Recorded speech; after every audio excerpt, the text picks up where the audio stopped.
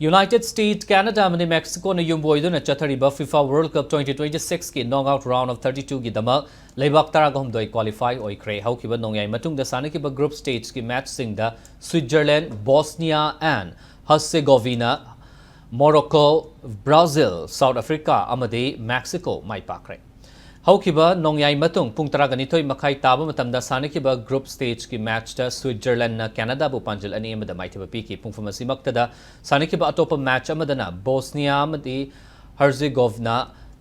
Qatar bu panjil ahum amada maitiba piki bani ayuk angan ba pung ahum makai taba matamda sanakiba match dana Morocco na Haiti bu panjil mari anidam aduga loinana pung famasimak tada sanakiba atopa match amadana Brazil na Scotland bu panjil ahum sinoda maitiba piki Kasi yung turong makai tama matamda sana kiba match na South Africa na South Korea bu panjil ama sinoda loina na pungfam masimak tada sana kiba atopa match ama na Mexico na Asia bu panjil ahum sinoda maiti ba piki Chathariba World Cup asigi makataba group stage ki match ta ngasi nongyay matung pung ama makai taba matamda Curaçao amadi